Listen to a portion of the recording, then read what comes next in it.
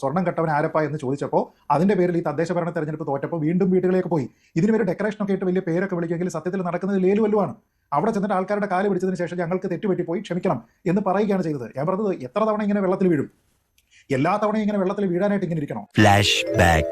അതല്ലേ മഞ്ജുഷ് ഞാൻ പറഞ്ഞത്, ഇത് ജനങ്ങളുടെ ഇടയിൽ പ്രവർത്തിക്കുന്ന ഒരു പാർട്ടിയാണ്. ജനങ്ങളിൽ നിന്നുള്ള ഫീഡ്ബാക്ക് അനുസരിച്ചാണ് പാർട്ടിയുടെ നയങ്ങളൊക്കെ രൂപീകരിക്കുന്നത്. അതുകൊണ്ട് ചില ഘട്ടങ്ങളിലെങ്കിലും നമ്മൾ ഈ പ്രാഗ്മാറ്റിക് ആയിട്ടുള്ള ചില നിലപാടുകൾ എടുക്കേണ്ടതായിട്ട് വരും. അത് മനസ്സിലായില്ല. ഈ നേരത്തെ ശ്രീ പണിക്കർ ഇവിടെ പറയണ്ടായി, ഇവിടുത്തെ ഓർത്തഡോക്സ് സഭയുടെ പള്ളി തർക്കവും അതുപോലെ തന്നെ ദൗറി ബോറകളുടെ കേസും ഇതിനെല്ലാം കൂടെ ഇതെല്ലാം സെമിറ്റിക് റിലീജിയൻസ് ആണ്. ഈ സെമിറ്റിക് റിലീജിയൻസിനെ എടുത്തു വെച്ചിട്ട് പിന്നെ പേഗൻ റിലീജിയനായിട്ട് എങ്ങനെയാണ് നമുക്ക് കമ്പയർ ചെയ്യാൻ പറ്റുന്നത്? ഹിന്ദുമതം പോലെ വളരെ വിശാലമായ ഒരു മതത്തിന് പലതരത്തിലുള്ള ആചാരങ്ങളുള്ള ഒരു മനുഷ്യനെ ഏകദൈവ വിശ്വാസമായിട്ട് എങ്ങനെയാണ് നമുക്ക് കൂട്ടിച്ചേർത്ത് വായിക്കാൻ പറ്റുന്നത്? രണ്ട് രീതിയാണ്.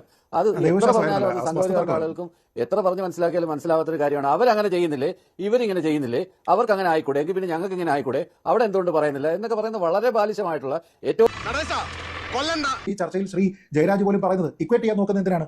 പാഗൻ റിലിജിയൻ ആണോ സെമിറ്റിക് റിലിജിയൻ ആണോ എന്ന് നോക്കിയിട്ടാണോ ഈ കാര്യത്തിൽ സർക്കാർ തീരുമാനമെടുക്കുന്നത്? സർക്കാരിന്റെ മുന്നിൽ ഓർത്തഡോക്സ് യാക്കോബൈറ്റ് പ്രശ്നത്തിൽ ഒരൊറ്റ കാര്യമേ ഉണ്ടായിരുന്നുള്ളൂ, ഓർത്തഡോക്സുകാർക്ക് അനുകൂലമായിട്ടുള്ള വിധി വരുന്നു, വിധി നടപ്പാക്കുക. അല്ലാതെ സർക്കാർ ഉടനെ അയ്യോ ഇത് സെമിറ്റിക് മതമാണല്ലോ അപ്പൊ നമുക്ക് ഇങ്ങനെ ചെയ്യാം, മറ്റേത് പാഗൻ ആണല്ലോ നമുക്ക് തോന്നുന്ന പോലെ ചെയ്യാം, അങ്ങനെ എന്ത് അധികാരമാണ് സർക്കാരിന് ആരാ കൊടുത്തത്? സർക്കാർ സെക്കുലർ ആണ്, സർക്കാരിന് അതിലൊന്നും പോകേണ്ട കാര്യമില്ല. സുപ്രീം കോടതി തീരുമാനിച്ച വിഷയത്തിൽ സർക്കാർ കാണിച്ചത് ഇരട്ടത്താപ്പാണ്. കാരണം ഇവിടെ ചെയ്തിരുന്നത് എന്താണ്? ആൾക്കാർ ആകെ ആവശ്യപ്പെട്ട ഒരൊറ്റ കാര്യം മാത്രമേ ഉള്ളൂ. സുപ്രീം കോടതിക്ക് തെറ്റിദ്ധാരണ ഉണ്ടായിട്ടുണ്ട് എങ്കിൽ അത് കൃത്യമായിട്ട് അവിടെ ബോധിപ്പിക്കാനായിട്ടുള്ള ഒരു അവസരം വേണം. പക്ഷെ ആ സമയത്ത് ഇവിടെ ആൾക്കാരെ കൊണ്ടുവന്ന് മല ചവിട്ടിപ്പിക്കുക എന്നൊക്കെ പറഞ്ഞു കഴിഞ്ഞാൽ അത് ചീപ്പല്ലേ? കിട്ടിയാ? ഇല്ല, ചോദിച്ചു വാങ്ങിച്ചു. പോവാ.